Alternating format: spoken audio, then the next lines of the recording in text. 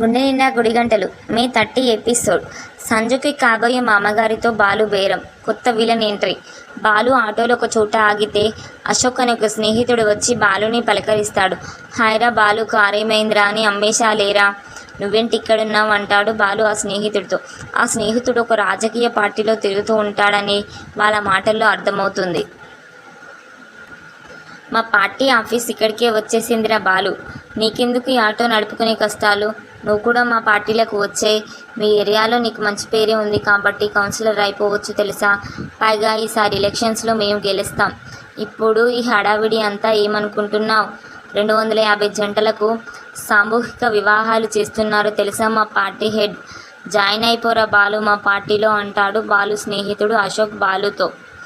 అవన్నీ మనకెందుకురా, రాని పని చేయకూడదు, వచ్చిన పని వదలకూడదు, నేను ఆటోతో చేస్తున్న సేవ చాలే అంటే 250 మంది జీవితాలను నాశనం చేయబోతున్నారన్న మాట పెళ్లి పేరుతో అంటాడు బాలు నవ్వుతూ.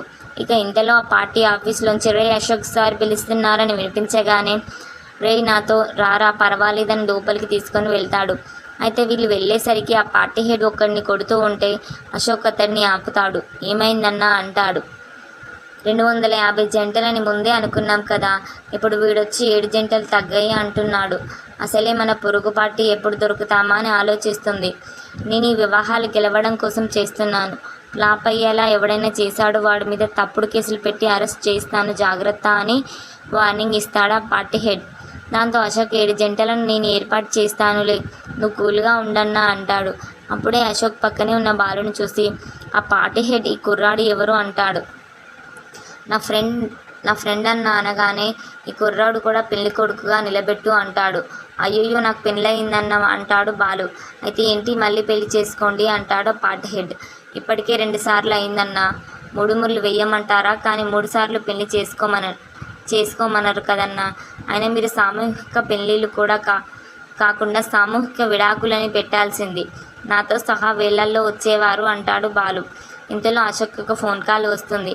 అన్న చిన్న సమస్య వచ్చింది, మనకు కావాల్సిన 500 పెళ్లి దండలు ఆర్డర్ క్యాన్సిల్ అయింది అని అశోక్ చెప్పగానే వెంటనే అశోక్ కాలర్ పట్టేసుకుంటాడా పార్టీ హెడ్.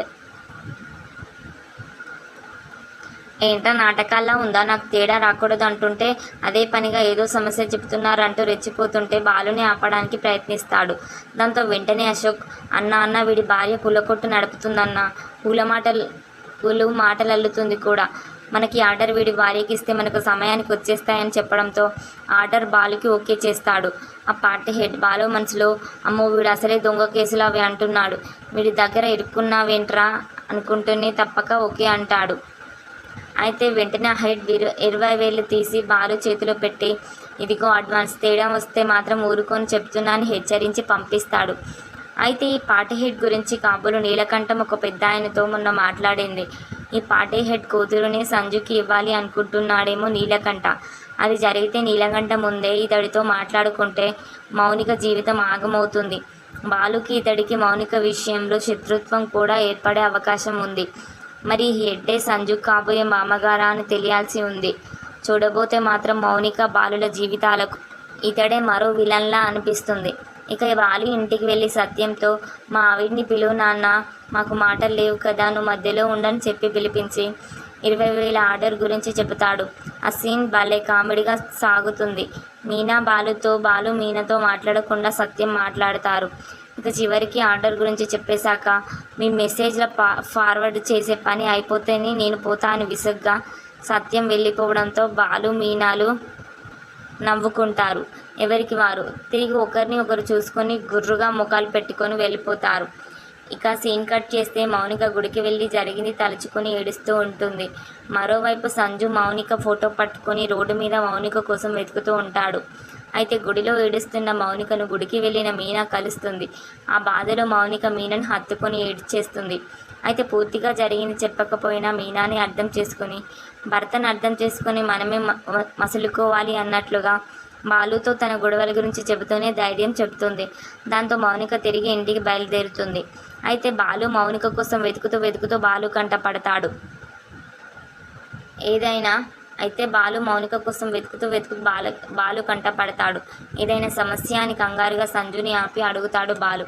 నీకు చెప్పాల్సిన అవసరం నాకు లేదు అని సంజు వెళ్ళిపోతాడు కోపంగా. వెంటనే సంజు కలిసిన వ్యక్తిని కలిసి అతడు ఏం చూపించి వెతుక్కుంటున్నాడు బాస్ అని అడుగుతాడు.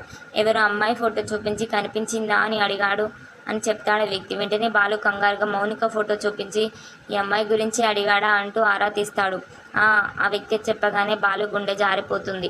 మౌనిక కనిపించడం లేదా, వీడు నా దగ్గర ఆ విషయం దాచిపెట్టి తప్పించుకున్నాడా అని కోపంగా ఇంటికి వెళ్ళిపోతాడు.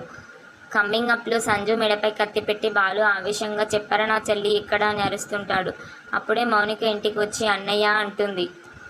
ఇలాంటి మంచి మంచి వీడియోస్ కోసం నా ఛానల్ని సబ్స్క్రైబ్ చేయండి, షేర్ చేయండి, లైక్ చేయండి, వీలైతే కామెంట్ చేయండి. నైస్ అని కానీ అస్సమ్ అని కానీ.